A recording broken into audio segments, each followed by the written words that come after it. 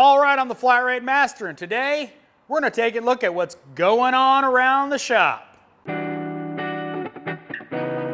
All right, Bam Bam has a Jeep that he did a head-on, and unfortunately the power steering pump decided to die. Now it is a 4-cylinder Jeep, and apparently these things are really hard to get parts for.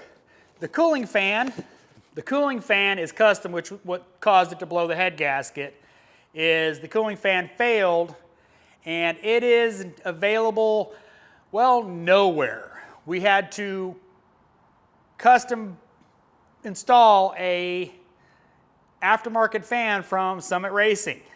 Good thing they're in Atlanta, south of Atlanta, but truck's driving great, except power steering decided to die after he worked on it, so we're going to go ahead and take care of the customer and put it in. Now his other bay is empty, but more on that in a minute. All right, here, my bay, got a Chrysler, Dodge, Caravan, whatever, and imagine that, it needs a tip-em. So that'll be here Monday or Tuesday.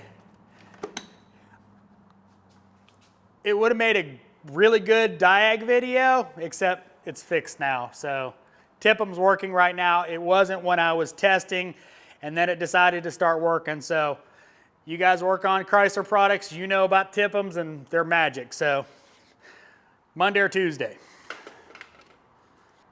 All right, this one was interesting today. So I guess a month or two, Daniel put a shift cable in it, and customer drove off fine. She called, well, yelling at us because it's doing the same thing. Underneath, it's still broken. Underneath, it is not broken, still attached, but our service writer and Daniel wound up having to go down the road to bring this back, mostly because trying to keep the customer happy, so wasn't real far, so they drove over there. Daniel got to crawl under the vehicle, disconnect the shift cable, and move it into drive so he could drive it over here. We got the customer an Uber. Hopefully she's okay. I didn't get an update on it, so I don't know everything, but so this is something Daniel gets to deal with tomorrow morning, is figuring out what broke. So maybe a shifter, maybe the linkage on the shifter itself broke. I don't know. We won't know till tomorrow. If I find out, I will put it down here somewhere. All right. Some of you actually might recognize this car. This was actually in a video a while ago. I diagnosed an ignition switch problem, some wiring issues from the ignition switch to the door. Another shop kind of messed it up, installed a new problem, and then did some other stuff, but I'll link it in the video if I remember to. But it's here because it's got a rear end problem.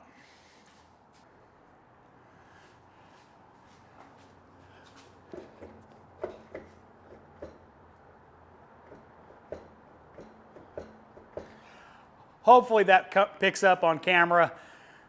The axle bearing is shot. So Josh gets to fix that tomorrow.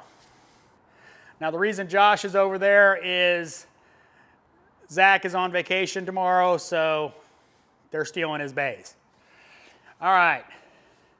Now this pile of junk right here,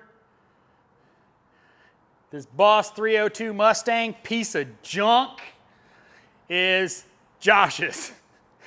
It's his pride and joy.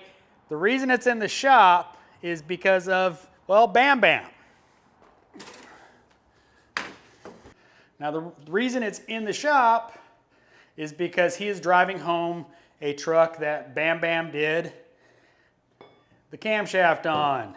5.7 Hemi. Ooh, carnage. So I diagnosed it, and I'm sure there's probably some echo in here because the office, but Josh is driving it home with the customer's permission, just to quality control check it. But, yep, you know, Hemi with a camshaft problem. Never see that. And I diagnosed it with a snap-on pressure transducer. I really need to get the Pico stuff because that was really nice. Oh, and if you follow me on Instagram, you saw this, but this is from a Malibu. GM's new two-piece manifold. Waiting for the customer to pick it up so they can, you know, show this. But figured I'd show it to you since we're in the office. All right, this one is Daniel's. It is a RAV4. He did a radiator, a valve cover reseal along with spark plugs, some filters, and a brake flush. Unfortunately, he got screwed on a parts delivery for a hose, so I think he got it in just before getting ready to leave, so he hasn't had a good chance to test drive it, so it'll get test drove in the morning.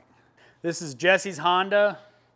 It needs a brake light switch, rear brake pads, and a blend door actuator for the HVAC system. And we'll see if it gets approval tomorrow. And then Cole is having fun with this Hyundai. He is doing his first timing belt.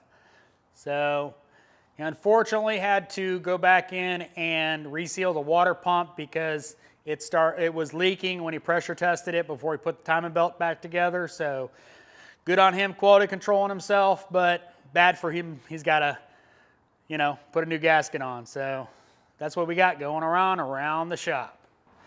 And as always, thanks for watching. I am the Flat Rate Master.